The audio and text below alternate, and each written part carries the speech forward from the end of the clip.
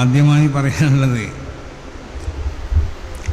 ഞാനതൊരു ഖാദിസ്ഥാനം ഏൽക്കാനുള്ളൊരു ആഗ്രഹം കൊണ്ട് ഏറ്റതല്ല.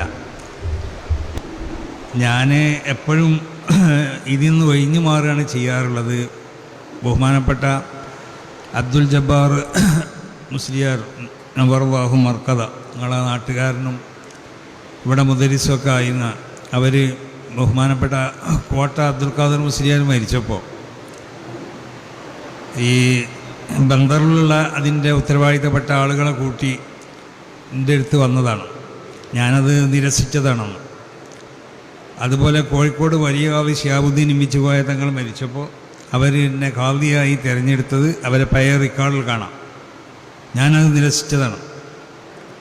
ഞാൻ ആദ്യമായിട്ട് ഖാദിയാവുന്നത് ബഹുമാനപ്പെട്ട ഷെയ്ഖുന ശംസുൽ ഉലമയുടെ വഫാത്തിൻ്റെ ശേഷം അവർ ഖാദിയായിരുന്ന നന്ദിയിലും അതിൻ്റെ ചുറ്റുപാടുള്ള ചില പ്രദേശങ്ങളിലും ഖാദിയായി.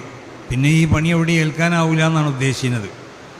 മഹാനാവുന്ന അബൂ മൻസൂർ നിസാബൂരി തങ്ങൾ മൂപ്പരോട് ഖാദി സ്ഥാനത്തിന് വേണ്ടി മൂപ്പരോട് ആവശ്യപ്പെട്ടപ്പോൾ മൂപ്പര് 3 ദിവസത്തോളം ഒളിച്ചു എന്നാണ് പറയണത്. അത് ഏൽക്കുക എന്നുള്ളത് വലിയ പ്രയാസപ്പെടുന്ന സംഗതിയാണത്. കാരണം മൻ വലിയ ഖദാ ഫഖദ് ദുബിഹ ബിഗൈരി സിക്കീന, ഖാദിസ്ഥാനം ഒരാൾക്ക് ഏൽപ്പിക്കപ്പെട്ടാൽ അവന് കത്തി കൂടാതെ അറക്കപ്പെട്ടു എന്നാണ്. അപ്പോൾ ശരിക്കുള്ളൊരു അറിവാണത്, പക്ഷെ കത്തിയോണ്ടല്ല എന്ന് മാത്രം.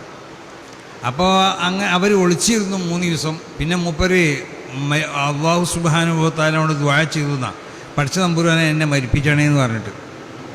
മഹാനാവുന്ന ഇമാം ഷാഫി തങ്ങൾ മൂപ്പര് ലോക പണ്ഡിതനല്ലേ, അവരോട് ഖാദിസ്ഥാനം ഏൽക്കാൻ വേണ്ടി പറഞ്ഞ് മൂപ്പര് നിരസിക്കുകയാണ് ചെയ്തത്. അബൂ ഹനീഫ ഇമാമിനോട് ഏൽക്കാൻ പറഞ്ഞപ്പോൾ മൂപ്പര് നിരസിക്കുകയാണ് ചെയ്തത്. അബൂ ഹനീഫ ഇമാമിൻ്റെ ഈശന്മാരുടെ കൂട്ടത്തിൽപ്പെട്ട ഏറ്റവും വലിയ അബൂ യൂസുഫ് എന്നവർ മൂപ്പരോട് ഖാദിസ്ഥാനം ഏൽക്കാൻ വേണ്ടി ക്ഷണിക്കപ്പെട്ടപ്പോഴേ മൂപ്പര് രാജ സദസ്സിൽ ചെന്നു, അതിനെ വിസമ്മതിച്ചു.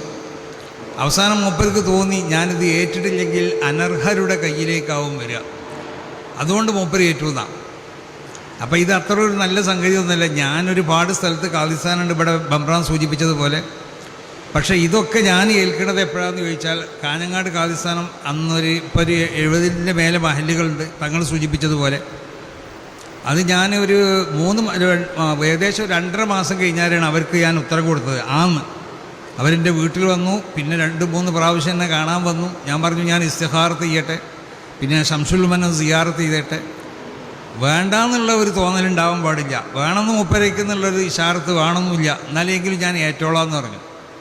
അങ്ങനെ ആയി കിട്ടാൻ 2-3 മാസം കഴിഞ്ഞതിൻ്റെ ശേഷമാണ് ഞാനതിന് മറുപടി കൊടുക്കുന്നത്. അങ്ങനെ ഞാൻ ഏറ്റ എല്ലാം എവിടെ ചോദിച്ചാലും അങ്ങനെ തന്നെ ഉണ്ടാവുള്ളൂ.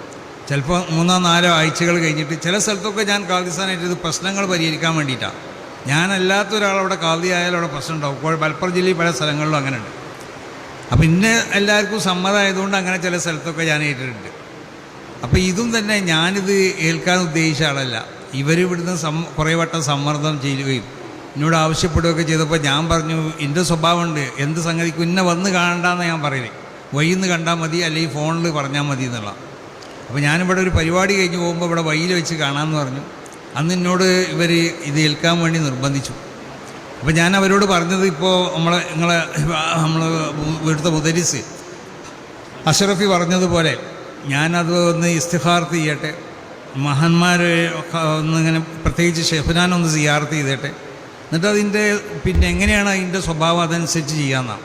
പിന്നെ ഞാൻ മറുപടി കൊടുത്തതിന് കുറേ ദിവസങ്ങൾ കഴിഞ്ഞതിൻ്റെ ശേഷമാണ് മറുപടി കൊടുത്തത്.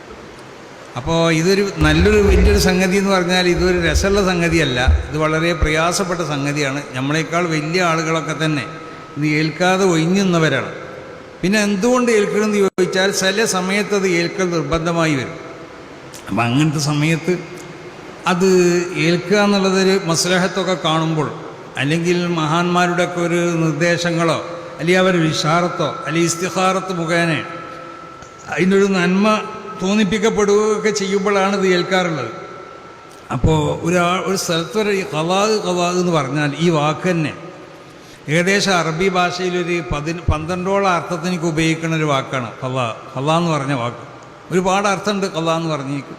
ഞാനിപ്പോൾ അതിൻ്റെ അർത്ഥങ്ങളൊന്നും ഇവിടെ വിവരിക്കുകയല്ല, സമയമില്ല, എനിക്ക് വേഗം പോകണം. എനിക്ക് പിന്നെ നാളെ ഒരു 9 മണിയാകുമ്പോഴത്തേന് കോഴിക്കോട് എത്താനുള്ളതാണ്. അവിടെ